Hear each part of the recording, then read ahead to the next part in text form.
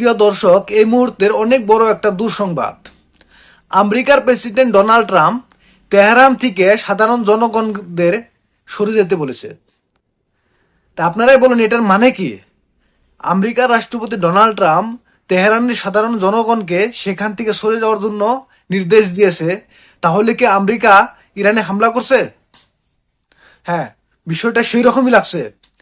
কারণ যখন Donald Trump বলেছে তেহরান থেকে সাধারণ জনগণ সরে যাক বা সরে যাওয়া ভালো, এটা দেখে তো মনে হচ্ছে যে আমেরিকা তেহরানে হামলা করছে।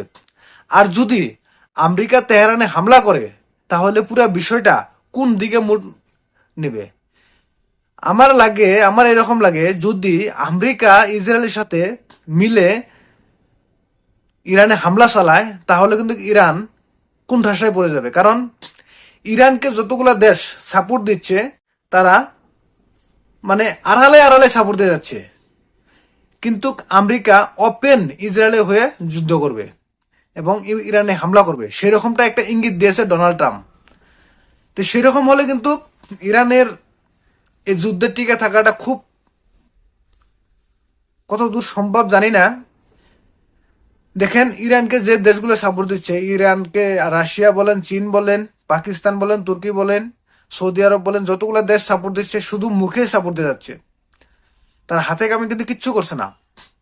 কিন্তু আমেরিকা ইসরায়েলের এরকম মিত্র, এরকম বন্ধু, এবং সাথে ফ্রান্স আছে, ব্রিটেন আছে, তারা সরাসরি আমেরিকার হয়ে ইসরায়েলের হয়ে যুদ্ধই নেমে যাবে এবং ইরানের বিরুদ্ধে অভিযান চালাবে। অলরেডি তারা ইরানে যেগুলা ক্ষেপণাস্ত্র হাইপারসনিক ক্ষেপণাস্ত্র ইসরায়েলে নিক্ষেপ করে, সেগুলা কিন্তু আমেরিকার যেগুলা মিডল ইস্টে সেনা ঘাঁটি আছে, যেরকম আপনার জর্ডানে, ইজিপ্টে, ইরাকে, সেই জায়গায় থেকে কিন্তু তারা অনেক মিসাইল উপরেই নষ্ট করে দিচ্ছে তাদের আয়রন ডোম দিয়ে।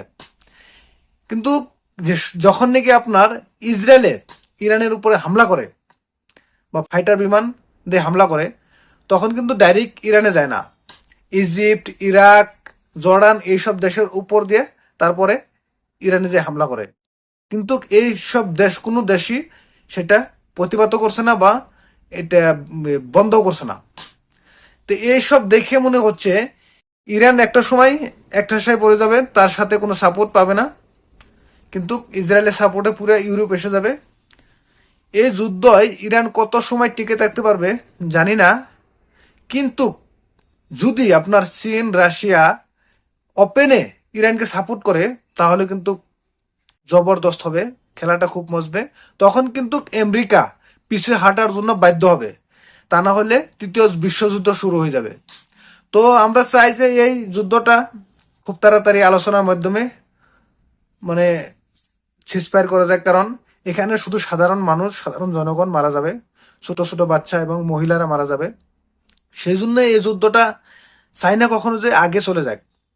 তো ইসরায়েল কিন্তু অনেক ভয় পেয়েছে। ইরান যেভাবে ইসরায়েলের উপরে হামলা করেছে, ইসরায়েল কিন্তু অনেক অনেক ভয় পেয়েছে। তাদের ভবিষ্যৎ নিয়ে তারা কিন্তু খুব চিন্তিত। ইরানের জনগণ এখন খুব এটা নিয়ে, এই বিষয়টা নিয়ে আলোচনা করছে যে আমাদের ভবিষ্যৎ তাহলে কি। তো প্রিয় দর্শক, আপনাদের কি মনে হয়, ডোনাল্ড ট্রাম্প যে তেহরান থেকে সাধারণ জনগণদের সরে যাওয়ার জন্য অনুরোধ করেছে, সরে যাওয়ার জন্য বলেছে, এটার পিছনে কি রহস্য থাকতে পারে? আপনারা যদি জানেন অবশ্যই কমেন্ট বক্সে বলবেন। আমার কাছে মনে হচ্ছে বিষয়টা খুব ভালো না, বিষয়টা গরম গরম মনে হচ্ছে।